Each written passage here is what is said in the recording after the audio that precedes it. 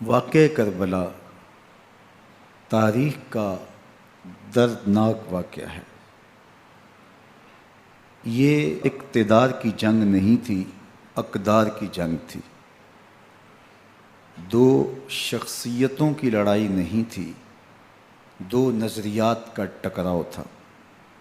یہ حق اور باطل کا معرکہ تھا۔ یزید ظلم کا استعارہ ہے، حسین ابن علی امن کی علامت ہے۔ یزید جبر کا پتلا ہے، حسین صبر کا پیکر ہے۔ یزید اپنی بدطینت فطرت اور اپنی طبع ناہموار کے باعث دنیا پر ذلت و رسوائی، ظلم، جبر، جور و زیادتی کی علامت بن کے ابھرا، اور حسین ابن علی رضی اللہ تعالی عنہ حق و صداقت کا نشان بن کے ابھرا۔ کربلا کے تپتے ہوئے ریگزار میں حسینی اور یزیدی دو کردار سامنے آتے ہیں۔ اقبال نے کہا تھا، موسیٰ و فرعون و شبیر و یزید، ایند و قوت از حیات آید پدید، زندہ حق از قوت شبیری است، باطل آخر داغ حسرت میری است، سرخ رو عشق غیور از خون او، شوخی ای مصر از مضمون او، تا قیامت قطع استبداد کر، موج خون او چمن ایجاد کر۔ یزید بہدل کی بیٹی محسون کا ناپاک بیٹا تھا، اور حسین محمد عربی کی بیٹی فاطمہ کا شہزادہ تھا۔ یزید دمشق کے اطراف میں سرجون اور جریر اختل جیسے اوباشوں کے جرمٹ میں پل کے جوان ہوا۔ حسین کے گھر کا دروازہ مسجد نبوی کے اندر کھلتا تھا۔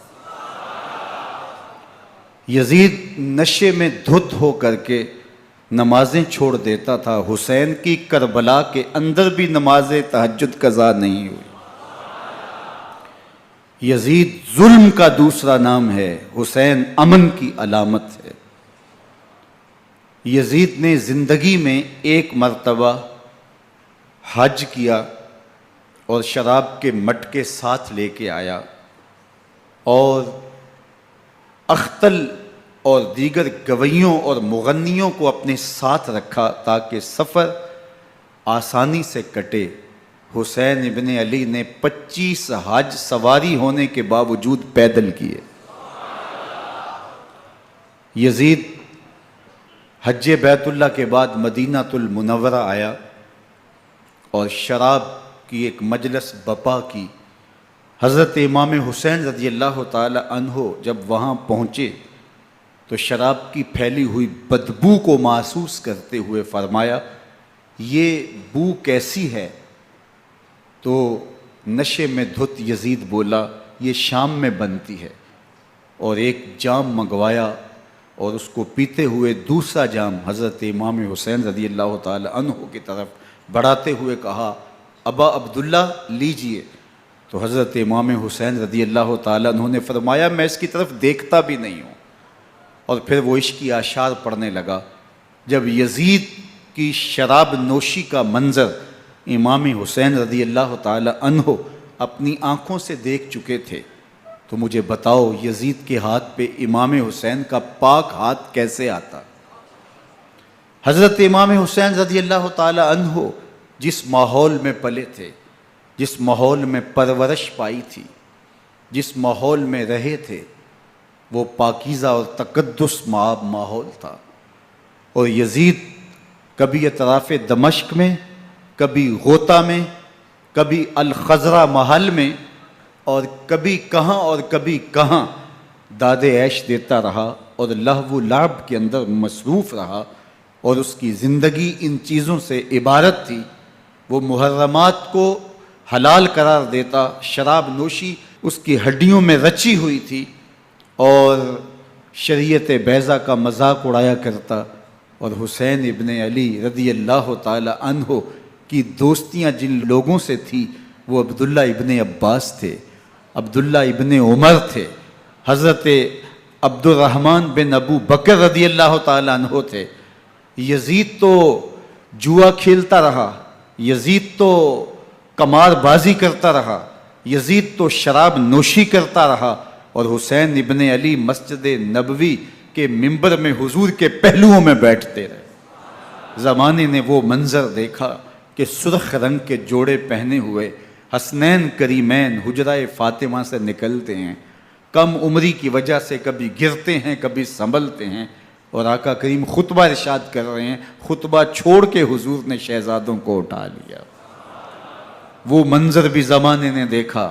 حضرت عبداللہ بن شداد کہتے ہیں کہ حضور سجدے میں تھے اور سجدہ اتنا طویل ہو گیا، ہمیں لگا یا تو وحی کا نزول ہو رہا ہے یا پھر اللہ کا حکم آ گیا اور اللہ کے محبوب کی روح قبض کر لی گئی۔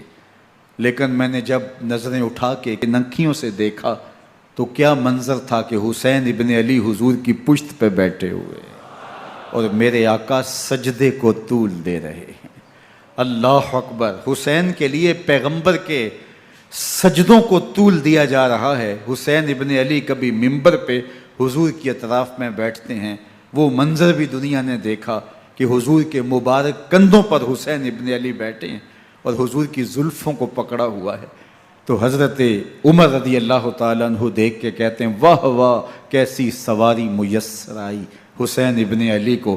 تو میرے آقا مسکرا کے کہتے ہیں عمر سواری دیکھتے ہو سوار بھی تو دیکھو۔ اللہ اکبر! حضرت اسامہ بن زید بن حارثہ رضی اللہ تعالیٰ عنہ فرماتے ہیں رات کا ایک پہر گزر گیا اور مجھے حضور سے کوئی کام تھا، میں آقا کریم کی خدمت میں حاضر ہوا، در دولت پہ دستک دی، حضور تشریف لائے تو چادر اوڑی تھی، بکل کی ہوئی تھی میرے حضور نے، تو میں نے اپنی حاجت کہی تو حضور نے میری حاجت پوری کر دی۔ لیکن ایک منظر میں نے دیکھا کہ حضور نے جو چادر کی بکل فرمائی تھی اس کے اطراف میں پہلوؤں میں ابھار تھے جس طرح اندر کوئی ہو۔ مجھ سے نہ رہا گیا، میں نے پوچھ لیا، میں نے کہا بندہ نواز چادر کے اندر کیا ہے؟ فکشفہ، تو حضور نے چادر کو کھول دیا، فائز الحسن والحسین علی ورکہ، تو کہتے ہیں میں نے اپنی آنکھوں سے دیکھا ایک پہلو سے امام حسین لپٹے ہوئے تھے، ایک پہلو سے امام حسن لپٹے ہوئے تھے۔ فرمایا یہ میرے بیٹے ہیں، یہ میری بیٹی کے بیٹے ہیں، اے اللہ میں ان سے پیار کرتا ہوں، تو بھی ان سے پیار کر، جو ان سے پیار کرے اس سے بھی پیار کر۔ ان کی محبت کا درس دیا، ان کے پیار کا سبق پڑھایا، کہا ان سے پیار کرنے والا میرے سے پیار کرنے والا ہے، ان سے بغض رکھنے والا میرے سے بغض رکھنے والا ہے۔ ان کی تکلیف حضور کو بے چین کر دیتی تھی۔ حضرت سیدہ فاطمہ الزہرا رضی اللہ تعالی عنہ کے گھر کے قریب سے گزرے تو حضرت امام حسین کے رونے کی آواز آ رہی تھی، تو آقا کریم علیہ السلام نے فرمایا کہ فاطمہ حسین کو چپ کرواؤ، اللہ تعالیٰ انا بقاءہ یوزینی، تو جانتی نہیں حسین کا رونا مجھے دکھ دیتا ہے۔ حسین ابن علی کو حضور رونے نہیں دیتے تھے، ان کو دکھی نہیں ہونے دیتے تھے، کیونکہ رسول اللہ صلی اللہ علیہ وسلم جانتے تھے کہ یہ کتنے دکھ سہے گا، کتنی تکلیفوں سے گزرے گا اور کتنے مصائب سہے گا۔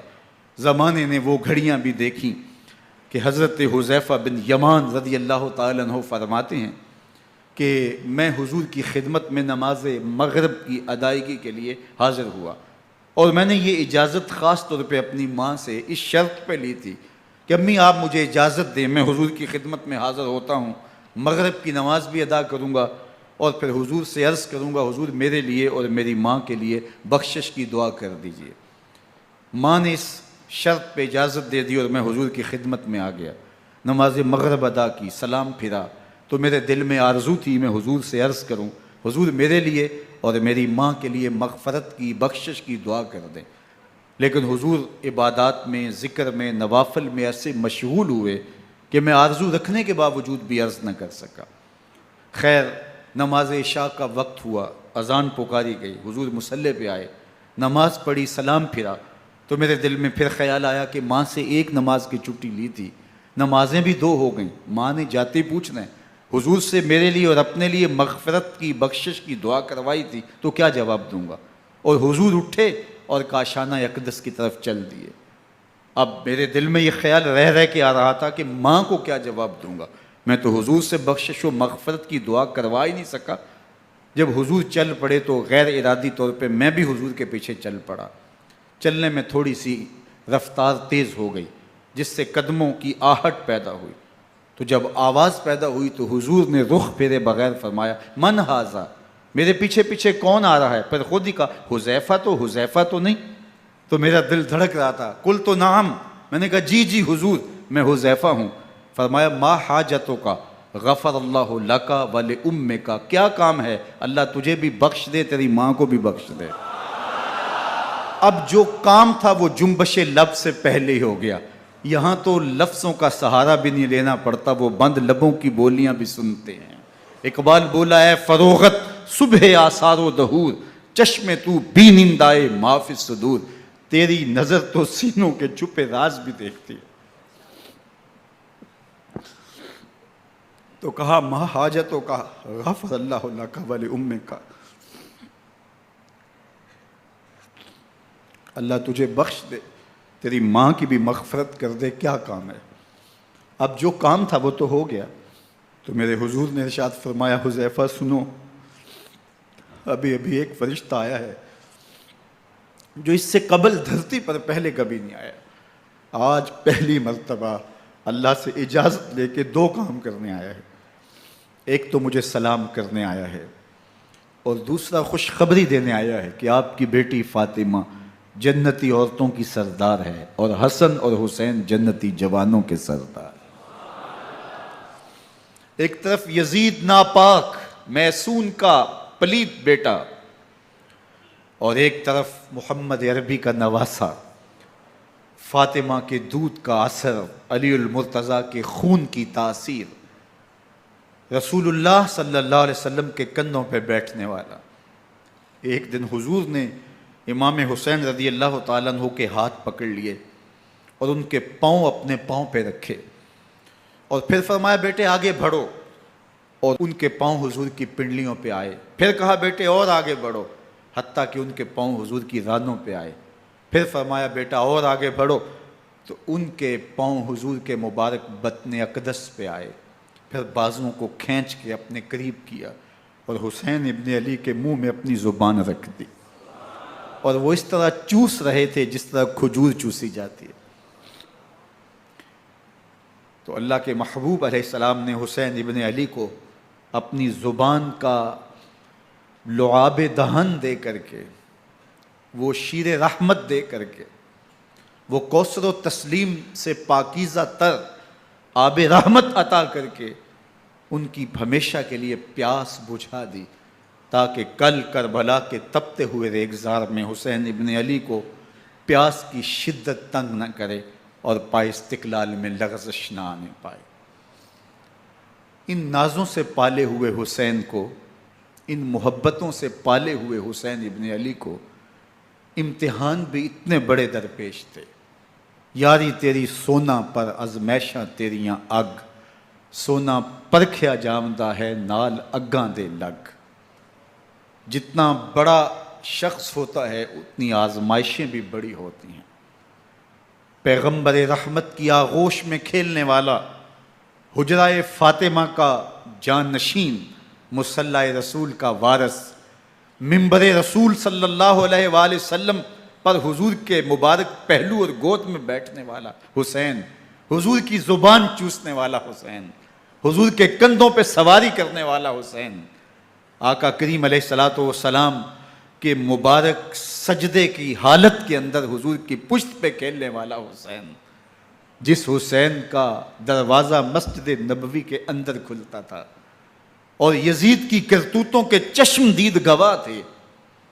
یزید جب تخت نشین ہوتا ہے تو اسے یہ فکر ہوتی ہے کہ امام حسین، عبداللہ بن زبیر، عبداللہ بن عمر، عبداللہ ابن عباس یہ میری بیعت کریں. اور وہ ولید بن عقبہ کو لکھتا ہے کہ ہر صورت میں ان کی بیعت لو، اور اگر بیعت نہ دیں تو سختی کرو. حضرت امام حسین رضی اللہ تعالی عنہ کو بلاوا آتا ہے کہ آپ کو دارالامارت میں گورنر ہاؤس میں بلایا جا رہا ہے. ولید بن عقبہ کا پیغام آپ کو پہنچتا ہے. آپ اس وقت فرماتے ہیں کہ اس وقت جو پیغام پہنچا ہے وہ کسی خطرے سے خالی نہیں ہے.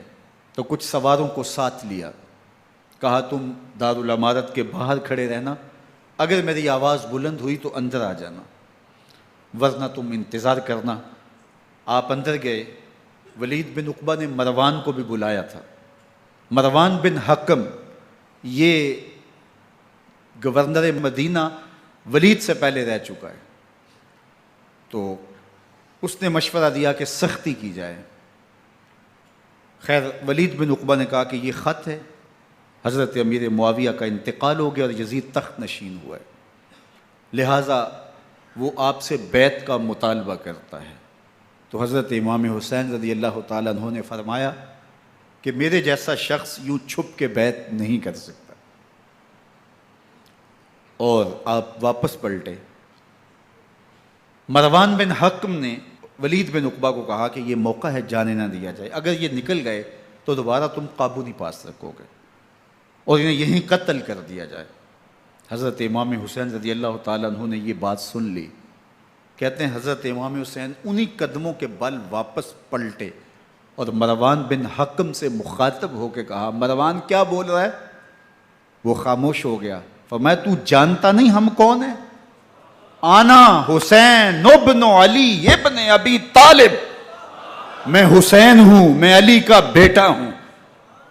ہمارے گھر میں قرآن اترتا رہا ہے، وحی کا نزول ہوتا رہا ہے، اور یزید فاسق ہے، فاجر ہے، مسلمانوں کا قاتل ہے اور شرابی ہے.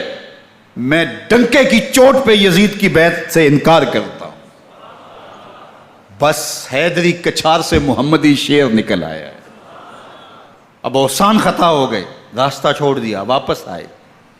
سیدہ زینب سے ملے، کہا مدینے کو چھوڑنا پڑے گا. کہا بھیا کیا ہوا؟ کہا یزید بیعت لینے پہ مصر ہے اور میں کسی صورت بھی بیعت نہیں کروں گا. رسول اللہ کا مدینہ ہمارے خون سے لالہ زار بنے گا. میں نہیں چاہتا کہ حضور کے شہر نور کی حرمت پامال ہو. دوستو وہ کیسا منظر ہوگا جب حسین ابن علی نے آخری حاضری حضور کے روضے پہ دی ہوگی. حاجی یا معتمر 10 دن کے لیے، 8 دن کے لیے، 20 دن کے لیے مدینہ المنورہ عارضی سکونت اختیار کرتا ہے، اور حضور کے روضہ انور سے، اس شہر نور سے، ان گلیوں سے، ان بام و در سے ایسا مانوس ہو جاتا ہے کہ جب واپس پلٹ رہا ہوتا ہے ان دعاؤں کے ساتھ کہ دوبارہ آنا بھی نصیب ہو، اور اسے لگتا ہے کہ میں دوبارہ بھی بلایا جاؤں گا، لیکن اس کے باوجود شہر حبیب چھوڑنا قیامت سے کم نہیں ہوتا. اعظم چشتی مرحوم آخری بار جب حضور کے روضہ انور پہ گئے تو بیمار تھے، ویل چیئر پہ تھے. باب بقی سے باہر نکلے تو خادم سے کہا کہ میری ویل چیئر پیچھے سے کھینچو تاکہ میرا رخ روضہ انور کی طرف رہے. اور وہ پیچھے سے کھینچتا چلا جا رہا ہے. اور جب باب مکہ سے پیچھے جنت البقیع کے قریب سے گنبد خضرا نگاہوں سے اوجل ہونے لگا تو اعظم چشتی مرحوم نے کہا، جان بدن سے نکلتی ہے اعظم، جان بدن سے نکلتی ہے اعظم، کوئی آسان ہے مدینے سے جدا ہونا، کوئی آسان ہے مدینے سے جدا ہونا. یہ اس شخص کی کہانی ہے جو 10 دن، 5 دن، مہینہ، 2 ماہ وہاں رہتا ہے اور پھر اس شہر کو چھوڑ کے آنا اس کے لیے آسان نہیں ہوتا. اور مجھے بتاؤ کہ حسین جو پیدا مدینے میں ہوا، جس کے گھر کا دروازہ مسجد نبوی کے اندر کھلتا تھا، جو مسجد نبوی کے اندر پرورش پا کے جوان ہوتا ہے اور مدینے کی گلیوں میں کھیلتا رہا، اس حسین ابن علی کے لیے مدینہ چھوڑنا، اور پھر وہ اس بات کا علم اور شعور رکھتے تھے کہ یہ آخری بار حضور کے در پہ حاضری ہے، دوبارہ اس شہر نور میں نہیں آ سکوں گا، تو کیا قیامت ہوگی اور کیا منظر ہوگا۔ محمد بن حنفیہ کے علاوہ خاندان نبوت کے جتنے لوگ تھے ان سب نے شہر مدینہ کو الوداع کہا، اور رات کے موقع میں مدینہ المنورہ کو، مسجد نبوی کو چھوڑ کر کے مکہ کی جانب عازم سفر ہوئے۔ 3 شعبان المعظم کو مکہ المکرمہ پہنچتے ہیں، ادھر کوفیوں کے خطوط آنے شروع ہو جاتے ہیں۔ حضرت امام حسین رضی اللہ تعالیٰ عنہ مسلم بن عقیل رضی اللہ تعالیٰ عنہ کو صورتحال معلوم کرنے کے لیے بھیج دیتے ہیں۔ 40,000 کوفی آپ کے ہاتھ پہ بیعت کر لیتے ہیں۔ ادھر 25 پیدل حج کرنے والے حضرت امام حسین 8 ذی الحج کو احرام باندھتے ہیں، لیکن آپ کو پتہ چلتا ہے کہ حاجیوں کے روپ میں قاتل چھپا دیے گئے، تو آپ اس احرام کو حج کی بجائے عمرے میں بدلتے ہیں اور کوفے کی جانب عازم سفر ہوتے ہیں۔ کائنات والو، ذرا سینے پہ ہاتھ رکھ کے دیکھو کہ یہ کتنا مشکل مرحلہ تھا۔ اس دین کی آبرو کو بچانے کے لیے حضرت امام حسین رضی اللہ تعالیٰ عنہ نے کتنا بڑا قدم اٹھایا۔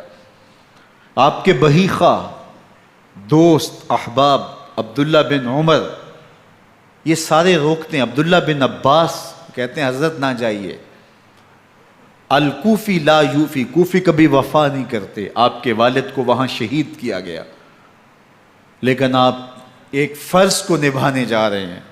میرے غم گسارو، میرے مہربانوں، نہ روکو مجھ کو جانے دو، مجھے نانے کے دی کی ڈوبتی کشتی بچانے دو، میں جاتا ہوں کہ دنیا پر وفا کا نام رہ جائے، میں رہوں نہ رہوں پر عظمت اسلام رہ جائے۔ میں نہیں جاتا تو نبی کے گھر کی آن جاتی ہے، میں نہیں جاتا تو نبی کے گھر کی آن جاتی ہے، تمہارا دین جاتا ہے، میری غیرت ایمان جاتی ہے۔ حضرت امام حسین یہاں سے چلتے ہیں، ابھی راستے میں ہی پہنچتے ہیں کہ یہ خبر آتی ہے کہ کوفے والوں نے بے وفائی کر دی، حضرت مسلم بن عقیل رضی اللہ تعالیٰ عنہ کو شہید کر دیا گیا، نعمان بن بشیر معزول کر دیے گئے، ابن مرجانہ ابن زیاد وہاں متعین کر دیا گیا جو سخت گیر شخص تھا، اور اس نے لوگوں کو ڈرایا، دھمکایا، اور کوفے کے لوگوں کے دل بدل گئے اور وہ بیتیں توڑنے لگے۔ وہ منظر مسجد کوفہ کا کتنا دلگداز تھا، جب امام نماز کے لیے کھڑے ہوئے تو 40,000 لوگ آپ کے پیچھے تھا۔ جب سلام پھیرا اور امام نے دیکھا کہ پیچھے لوگ نہیں ہیں، پھر لوگوں نے اپنے دروازے بھی بند کر لیے۔ رات کی تنہائیاں ہیں اور حضرت مسلم بن عقیل کو کوئی پناہ دینے والا نہیں ہے۔ لوگوں نے دروازے بند کر لیے کہ کہیں ہمارے گھر میں نہ آ جائیں اور ہم مشقت اور حکومتی تشدد کا شکار نہ ہوں۔ کتنا دردناک لمحہ ہے حضرت مسلم بن عقیل رضی اللہ تعالیٰ عنہ پہ، اور پھر حضرت مسلم بن عقیل بے دردی سے شہید کر دیے جاتے ہیں۔ آپ ابھی راستے میں ہیں، یہ ساری کہانی پہنچتی ہے کہ حضرت مسلم شہید کر دیے گئے اور بے دردی سے شہید کر دیے گئے۔ وہ جنہوں نے خط لکھے تھے کہ ہم آپ کے ساتھ ہیں اور ہم منتظر ہیں، چشم برا ہیں، آپ کے قدموں کی چاپ سننے کے لیے بےتاب ہیں، آج انہوں نے بیتیں توڑ دی۔ 40,000 کوفی منحرف ہو گئے۔ مسجد کوفہ کا وہ منظر کس قدر روح کو تڑپا دینے والا تھا۔ ہم پچھلے سال عصر اور مغرب کے درمیان جب کوفہ پہنچے تو سورج ڈوبنے کے قریب تھا۔ میں نے اپنی زندگی میں اتنا اداس موسم کہیں نہیں دیکھا جتنا اداس موسم کوفے میں دیکھا۔ ایسے لگتا تھا جس طرح کوفے کی آب و ہوا آج بھی شرمندہ ہے۔ جو مسلم بن عقیل اور خاندان نبوت کے ساتھ اہل کوفہ نے کیا، حضرت امام حسین رضی اللہ تعالیٰ عنہ کو ان کے بہی خواہوں نے، اعزاء نے، اقربا نے، دوستوں نے، آوان و انصار نے، ساتھیوں نے کہا کہ حضرت حالات یکسر تبدیل ہو گئے، اب ہمیں مراجعت کر جانی چاہیے، واپس پلٹ جانا چاہیے۔ تو حضرت امام حسین کافی سوچ بچار میں رہے، پھر اس کے بعد آپ نے فیصلہ کیا کہ ہم آگے بڑھیں گے۔ دوستوں نے کہا کہ حضرت اگر آپ آگے بڑھیں گے تو ہمیں لگتا ہے کہ وہ آپ کے ساتھ سلوک اچھا نہیں کریں گے اور آپ بچوں کے سامنے پیاسے شہید کر دیے جائیں گے۔ تو حضرت امام حسین رضی اللہ تعالیٰ عنہ نے وہاں ایک خطبہ ارشاد فرمایا کہ لوگوں تم جو مجھے بتا رہے ہو مجھے اچھی طرح معلوم ہے، جو تم مجھے منظر پیش کر رہے ہو وہ میری نگاہوں میں ہے، اور جو کچھ ہونے والا ہے چشم تصور وہ منظر دیکھ رہی ہے۔ چونکہ حضرت امام حسین رضی اللہ تعالیٰ عنہ کی شہادت کی خبر حضرت امام حسین کے پیدا ہوتے ہی خاندان نبوت میں عام تھی۔ حضور علیہ الصلوۃ والسلام کو یہ بات جبریل امین نے آ کے بتائی تھی جب حسین ابن علی کے ساتھ حضور محبت کا اظہار کر رہے تھے، تو یہ جبریل امین نے آ کے کہا تھا حضور آپ کا یہ بیٹا عرض طف میں شہید کر دیا جائے گا، اور کربلا کی مٹی لا کے حضور کو دی اور ام سلمہ کو حضور نے عطا کر دی۔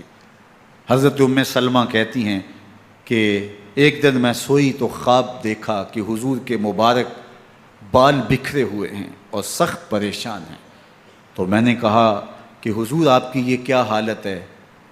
وَبِيَدِهِ قَارُورَةٌ، اور حضور کے ہاتھ میں ایک شیشی ہے، فیہا دمن، جس کے اندر خون ہے۔ تو میں نے کہا حضور یہ کیا؟ فرمایا میں قتل گاہ حسین سے آ رہا ہوں اور یہ حسین ابن علی کا خون ہے۔ تو کہا 10 محرم کا دن تھا، دوپہر کا یہ منظر تھا، میں قیلولہ کر کے اٹھی، جب میں نے دیکھا تو وہ شیشی جس میں کربلا کی مٹی رکھی تھی وہ خون بن چکی تھی۔ تو یہ خبر پہلے دی گئی تھی، یہ بتا دیا گیا تھا۔ فرمایا میرے دوستو جو تم مجھے بتاتے ہو میں اس سے بے خبر نہیں ہوں، یہ سب کچھ ہونے والا ہے، لیکن اس کے باوجود میں کیوں جا رہا ہوں؟ تو آپ کا ایک تاریخ ساز جملہ ہے جو کربلا کے فلسفے کو ہمارے سامنے رکھتا ہے کہ یہ اتنا بڑا امتحان کیوں دیا۔ حضرت امام حسین رضی اللہ تعالیٰ عنہ نے فرمایا وَلَكُمْ فِيَّ أُسْوَةٌ، میں اس لیے جا رہا ہوں قیامت تک ظلم، جبر اور ناانصافی کے خلاف کھڑے ہونے والوں کے لیے کوئی نمونہ تو ہو۔ میری زندگی قیامت تک ظلم، جبر اور استحصالی نظام کے خلاف کھڑے ہونے والوں کے لیے نمونہ ہے۔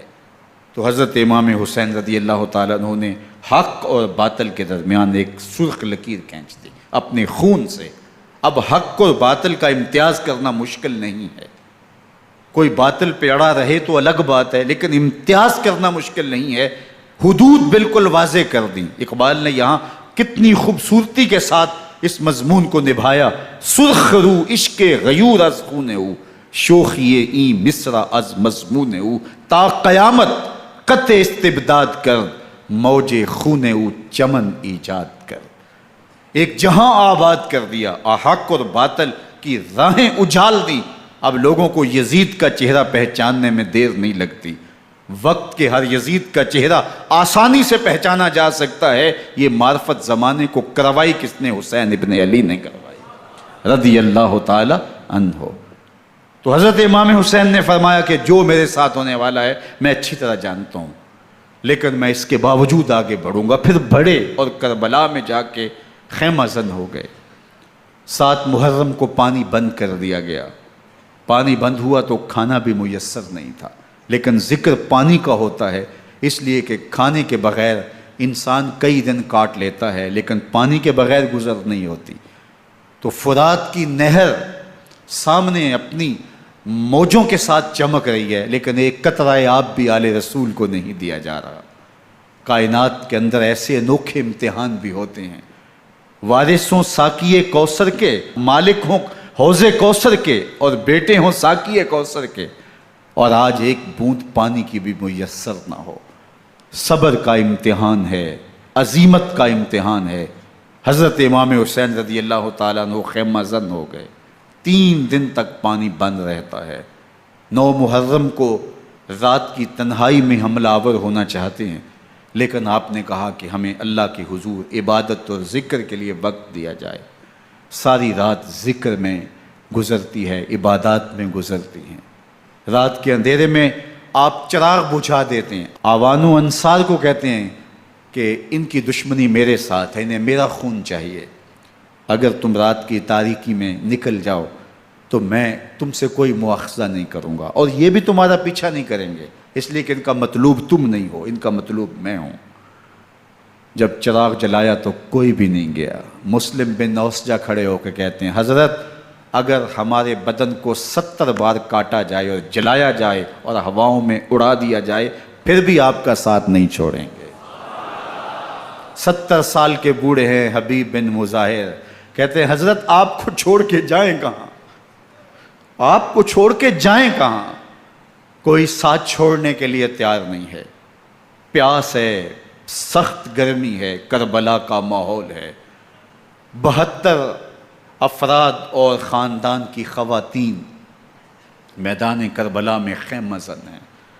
دوسری طرف لشکر اعداء اشقیا 22,000 کی تعداد میں مقابلے میں، ایک روایت 30,000 کی ہے۔ ان صرف 72 پیاسے لوگوں کے لیے اتنے لوگوں کو جمع کرنے کا مقصد خوف زدہ کرنا تھا۔ شرط ہے کہ یا یزید کی بیعت کر لیں، محاصرے توڑ دیں گے، پانی دستیاب ہوگا، اعزاز و اکرام سے نوازا جائے گا، خزانوں کے منہ کھول دیے جائیں گے۔ لیکن حسین ابن علی کہتے تھے سب کچھ لٹ جائے گا، باطل کے ہاتھ پہ ہاتھ نہیں رکھوں گا۔ اللہ اکبر۔ اب صبح طلوع ہوتی ہے، عاشور کا دن چڑھتا ہے، سورج اپنی پوری تمازت کے ساتھ گرمی برسا رہا ہے۔ آج خاندان نبوت کا امتحان زمانے نے دیکھنا ہے۔ رسول اللہ کا لعاب چوسنے والا اس کے صبر کا آج امتحان ہے۔ حضور کے کندھوں پہ کھیلنے والے حسین کا آج امتحان ہے۔ اللہ اکبر۔ حسین ابن علی تمام حجت کرتے ہیں، میں نے تمہارا کچھ نہیں بگاڑا، میں نے کسی کا خون نہیں کیا، میں نے کوئی زیادتی نہیں کی، تم کیوں میرے قتل کے در پہ ہو؟ تم جانتے نہیں میں کون ہوں؟ میں تمہارے نبی کا نواسا ہوں، رسول اللہ صلی اللہ علیہ وآلہ وسلم کے کندھوں پہ کھیلتا رہا ہوں، حضور کا لعاب چوستا رہا ہوں، اور میں بوسہ گاہ رسول صلی اللہ علیہ وآلہ وسلم ہوں۔ لیکن ان اشقیاء کے دل پر کوئی چیز اثر انداز نہیں ہوتی۔ ایک ہور ہے، اللہ اس کے دل میں نرمی ڈالتا ہے۔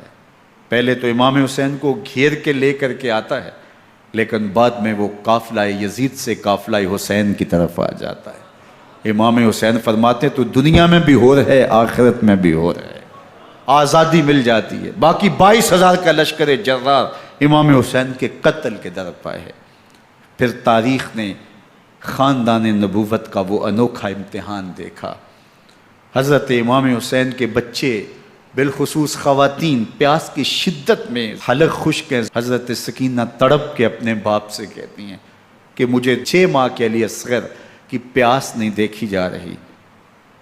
بچے کو ہاتھوں پہ اٹھاتے ہیں اور نہر فرات کے کنارے پہنچ کے فرماتے ہیں اشقیاء سے مخاطب ہو کے تمہارا معاملہ میرے ساتھ ہے، اس 6 ماہ کے بچے نے تمہارا کچھ نہیں بگاڑا، اور چلو بھر کے اس کا حلق سیراب کرنا چاہتے ہیں۔ ایک 2 شاخہ تیر آتا ہے جو حضرت علی اصغر کے گلے کو چیر دیتا ہے۔ راوی لکھتے ہیں کہ وہ عام تیر نہیں تھا، جانوروں کو شکار کرنے کے لیے جو بڑے تیر ہوتے ہیں وہ 2 شاخہ تیر تھا۔ وہ گردن کو کاٹ دیتا ہے، خون بہنے لگتا ہے، گردن لٹک جاتی۔ حضرت امام حسین وہ بہتا ہوا خون اپنے چلو میں لیتے ہیں اور آسمان کی طرف اچھال کے کہتے ہیں مالک حسین کی یہ قربانی بھی قبول فرما۔ یہ تماشا لب بام نہیں ہے، بچہ بیمار ہو ڈاکٹر جواب دے دیں، ماں باپ کے ہاتھ پھول جاتے ہیں، زندگی کی سانسیں ابھی چل رہی ہوتی ہیں، لیکن ڈاکٹر کہے کہ یہ میرے بس کا روگ نہیں ہے، کہیں اور لے جاؤ، تو زندگی کا لف و نشر غیر مرتب ہو جاتا ہے۔ میں سلام پیش نہ کروں حسین ابن علی کو، 6 ماہ کا علی اصغر ہاتھوں میں دم توڑتا ہے، گردن لٹک جاتی ہے، خون بہہ رہا ہے، اب خیموں کی طرف بڑھ رہے ہیں، لیکن زبان پہ شکایت نہیں ہے، کہتے ہیں مالک حسین کی یہ قربانی قبول کر لے۔ اب خیموں کی طرف آنا، شہر بانوں ام رباب سیدہ زینب حضرت سکینہ سلام اللہ علیہا کا سامنا کوئی آسان کام نہیں تھا، لیکن حسین ابن علی آتے ہیں، شہزادے کو یہاں خیموں کے قریب رکھ کے کہتے ہیں کہ یہ حوض کوثر سے سیراب ہو گیا ہے۔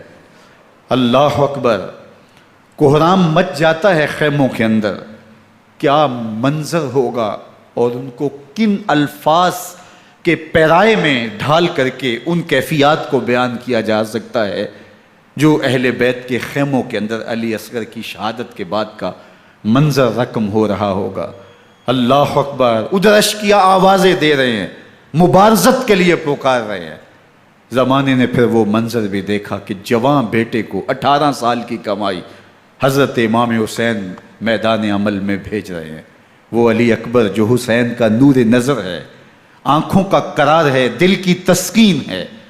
اور پھر حضرت علی اکبر جب گھوڑے کی زین سے فرش زمین پہ گرتے ہیں تو باپ کو آواز دیتے ہیں، اور حضرت امام حسین جو ہے وہ آگے جا کے بیٹے کی لاش اٹھاتے ہیں۔ اللہ اکبر، 18 سال کے بیٹے کی لاش کو کندھوں پہ اٹھا کے خیموں تک لاتے ہیں اور ہاتھ پھیلا کے کہتے ہیں مالک حسین کی یہ قربانی بھی قبول فرما۔ کبھی قاسم بن حسن کی لاش اٹھا کے لاتے ہیں، کبھی اون و محمد کی لاشیں اٹھا کے لاتے ہیں، بتیجوں کی، بھانجوں کی، بھائی عباس کے کٹے ہوئے بازو اور زخموں سے چھدا ہوا لاشا۔ کیا کیا قیامتیں تھیں جو اس کربلا کے ایک میدان کے اندر نہیں توڑی گئیں۔ حضرت امام حسین پر دکھ پہ دکھ، تکلیفوں پہ تکلیفیں، اب 71 لاشیں اٹھا کے خیموں تک پہنچا چکے، اور ادھر مبارزت کی دعوت دی جا رہی، آؤ میدان عمل میں آؤ، اب دیر کیوں کر رہے ہو۔ رسول اللہ کا حرم، رسول اللہ کی شہزادیاں جو نازوں میں پلی تھیں، وہ کلیاں جو شبنم کا بوجھ بھی گوارا نہیں کر سکتی تھی، آج مصیبتوں کے پہاڑ ٹوٹ گئے۔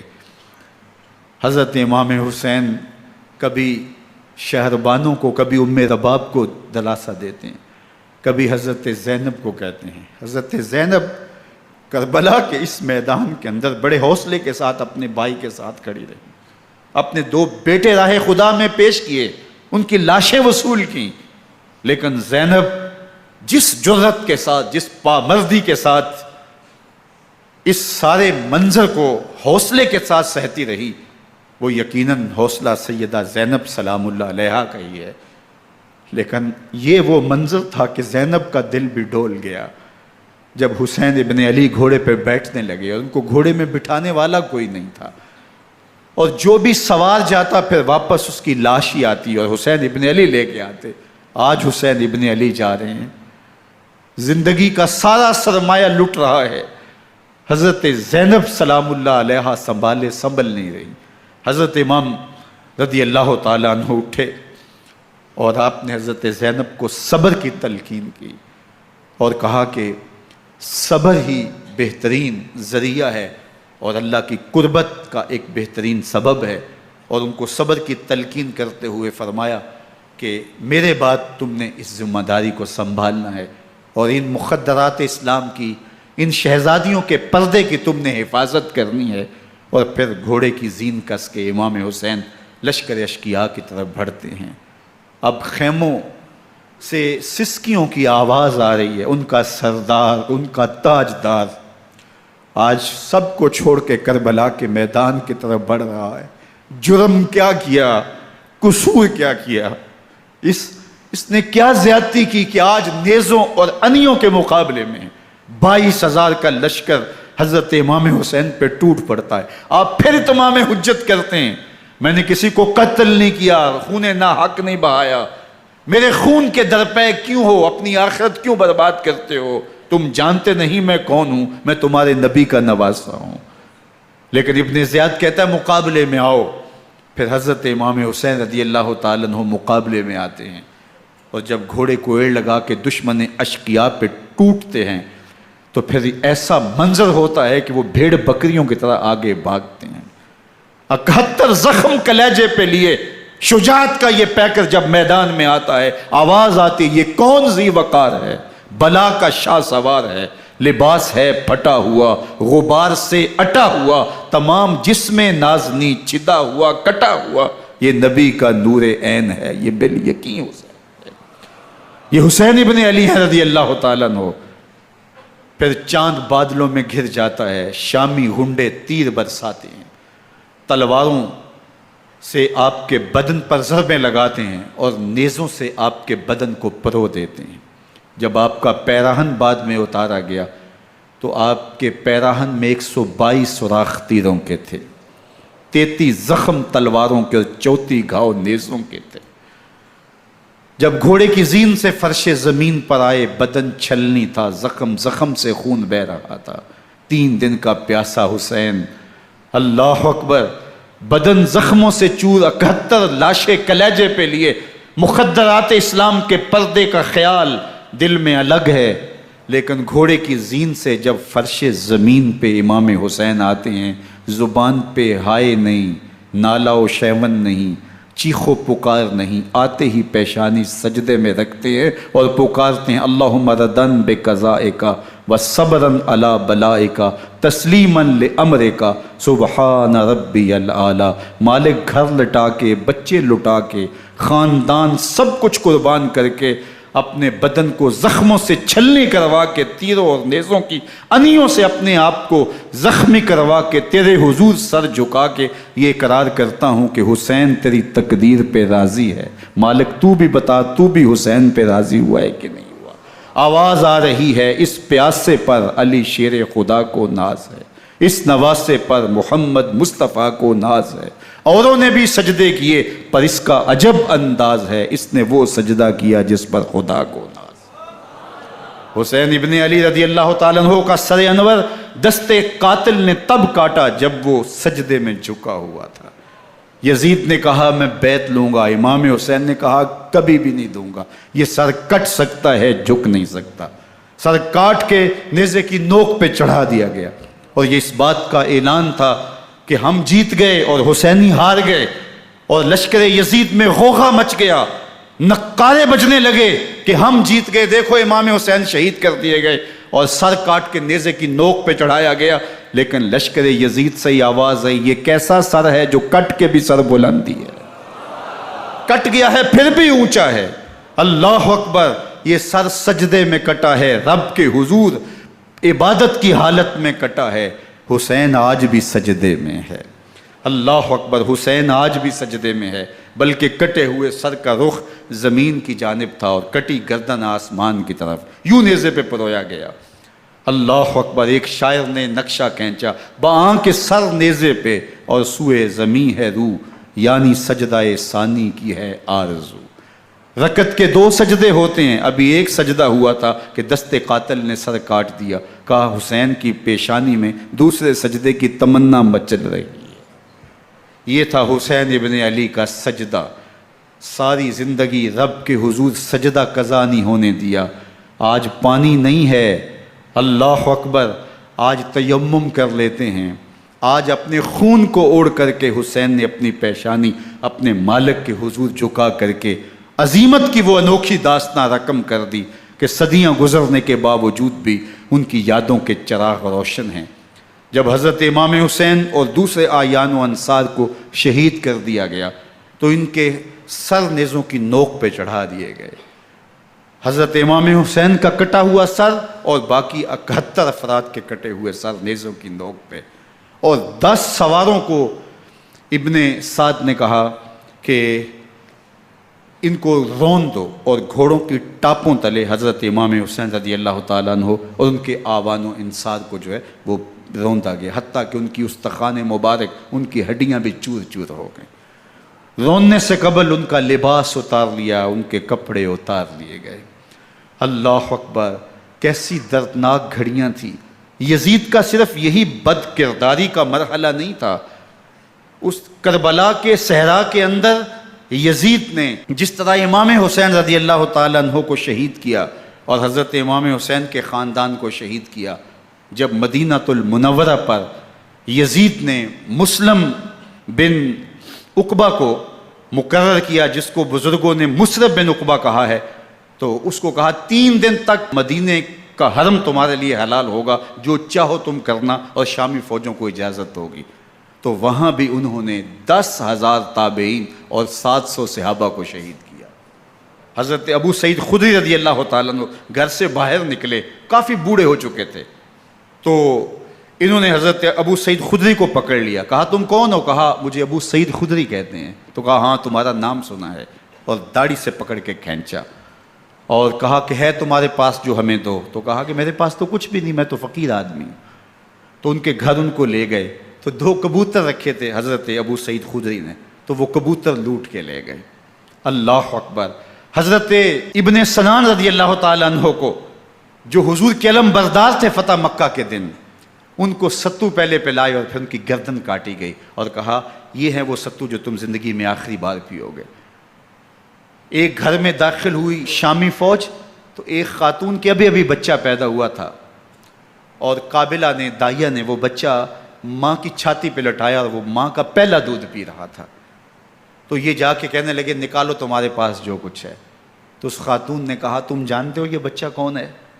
تو انہوں نے کہا ہم نہیں جانتے۔ کہا یہ حضرت ابن ابی کبشہ انماری رضی اللہ تعالیٰ عنہ کا بچہ ہے، اور یہ وہ صحابی ہیں کہ جو بیت الشجرہ کے موقع پہ حضور کے ہاتھ پہ بیعت کرتے ہیں۔ انہوں نے اس چیز کا لحاظ نہ کیا کہ جو کچھ ہے وہ ہمیں دو، ورنہ تیرے بچے کے نہیں چھوڑیں گے۔ تو ماں بچے سے مخاطب ہو کے کہتی ہے، ابھی بچہ پیدا ہوا ہے اور ماں سے پہلا دودھ پی رہا ہے، کہ بیٹے اگر میرے پاس کچھ ہوتا، وہ قیمتی سے قیمتی چیز بھی ہوتی، تیری جان کے لیے قربان کرتی، لیکن اس وقت میرے پاس کچھ ہے نہیں۔ تو ایک شکی آگے بڑھا اور بچے کو ایک ٹانگ سے پکڑ کے کھینچ کے دیوار کے ساتھ پٹک کے مارا، جس سے دماغ کا بھیجا نکل گیا۔ کیا کیا زیادتیاں نہیں کی۔ 700 صحابہ حرہ کے واقعہ میں شہید کیے یزید نے، اور 10,000 تابعین شہید کیے۔ مسجد نبوی میں ممبر رسول کے ساتھ گھوڑے باندھے، اور وہ ممبر رسول اور مصلی رسول کے قریب لید کرتے رہے۔ حضرت سعید عبد المسیب فرماتے ہیں میں نابینا تھا اور حضور کے روضہ انور کے پاس بیٹھا تھا، اور یزید کے سپاہی آتے، جو بھی مسجد میں نظر آتا پکڑ کے لے جاتے، مجھے نابینا سمجھ کے چھوڑ دیتے، لیکن میں پریشان تھا کہ ظہر کا وقت ہوگا، عصر کا وقت ہوگا، مغرب عشاء کا وقت ہوگا، نہ اذان، نہ اقامت، نہ جماعت، تو کیسے مجھے پتہ چلے گا کہ نماز کا وقت ہو گیا، اور کیسی میری نمازوں کا کیا بنے گا؟ میں اس فکر میں بیٹھا تھا۔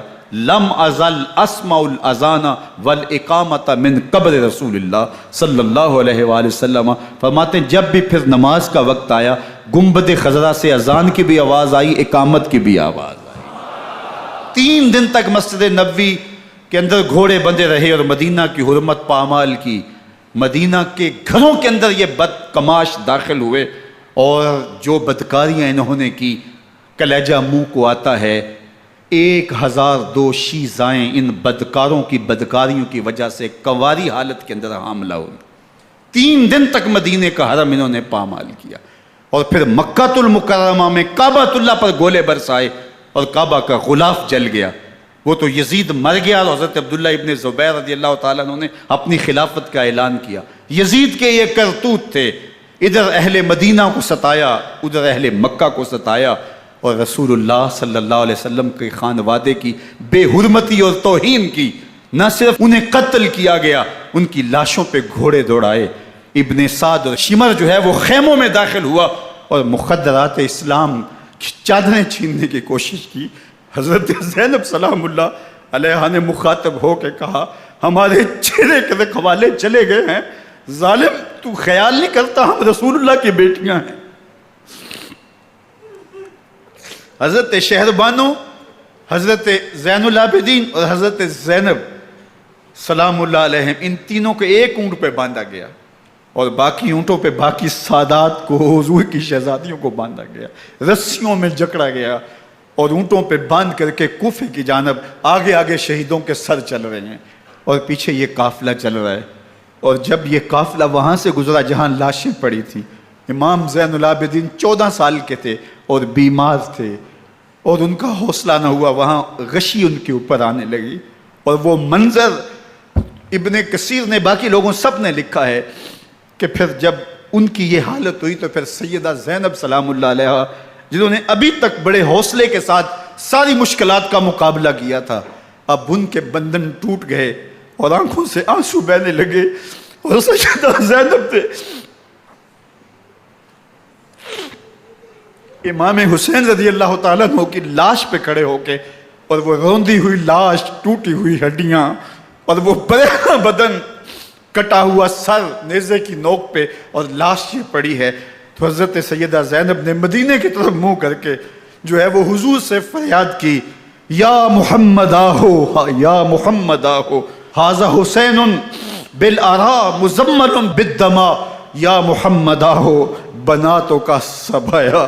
یا رسول اللہ، اے پیارے آقا، یا جد آہو، اے ہمارے نانا محترم، یہ دیکھیے آپ کا حسین پڑا ہوا ہے۔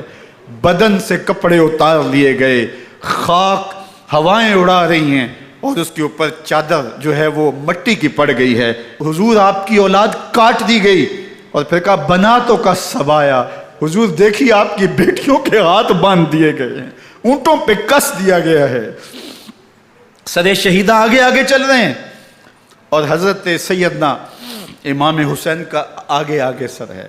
راستے کے اندر ایک جگہ آئی، رات گزری اور ان کو اتارا گیا۔ رات کا موقع تھا، ایک خاتون آئی اور اس نے کوئی کھانا پیش کیا ان کو، اور کہا کہ میں کسی زمانے میں حضرت سیدہ فاطمہ الزہرا کی نوکری کیا کرتی تھی، ان کی لونڈی تھی، ان کی کنیز تھی، اور آج مجھے پتہ چلا کہ آپ لوگ گزر رہے ہیں، تو میں نے کہا کہ میں اپنی مخدومہ کے خاندان کی خدمت کروں۔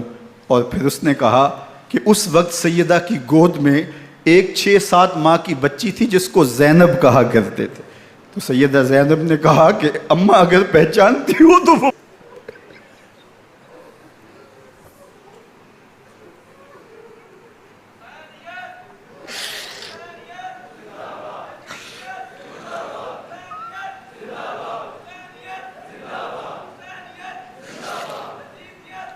یہ تاراج اور لٹا ہوا کارواں پھر وہاں سے کوفے میں کیسے پہنچا، اور کوفے کے اندر سیدہ زینب سلام اللہ علیہا نے وہ یزید کے دربار میں، ابن زیاد کے دربار میں وہ جرأت آمیز جو باتیں کہیں، اللہ اکبر، زینب کی زبان میں علی کی خطابت بول رہی تھی، اور پھر دشمن اور دوست سارے رونے لگے، اور وہ کیا دل گداز منظر تھے۔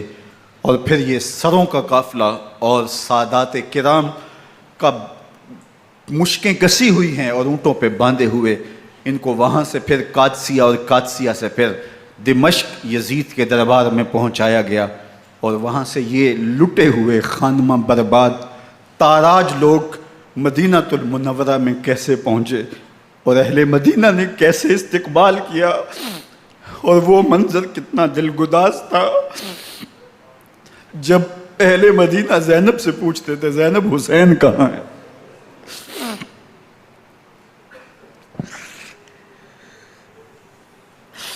بے مروت بے وفا تیرا بھی کیا افسانہ ہے، جس نے اپنی ہی شمع کو گل کیا تو وہ پروانہ ہے۔ اپنے پیغمبر کے شہزادوں کو اور اپنے پیغمبر کی شہزادیوں کو جو دکھ اس امت نے دیے، یہ کائنات کی ایک انوکھی داستان ہے۔ اللہ ہمیں اسوہ شبیری پہ عمل کی توفیق عطا کرے اور ان کے نقوش پاک کی برکتیں دے، اہل بیت کی محبت ہماری روحوں میں جذب کر دے، اور جس عظیمت کے ساتھ، جس حوصلے کے ساتھ انہوں نے دکھوں کو جھیلا، جو دہکتی آگ کے شعلوں پہ سویا وہ حسین، جو جواں بیٹے کی میت پر نہ رویا وہ حسین، جس نے سب کچھ کھو کے کچھ نہ کھویا وہ حسین، مرتبہ اسلام کا جس نے دوبالا کر دیا، خون نے جس کے دو عالم میں اجالا کر دیا، جو کہ سوزے غم کو سانچے میں خوشی کے ڈھال کے، مسکرایا موت کی آنکھوں میں آنکھیں ڈال کے۔ اے حسین ابن علی تم پر سلام، نازش آل نبی تم پر سلام۔ ذرا میرے ساتھ یہ پڑھ لیجئے، اے حسین ابن علی تم پر سلام،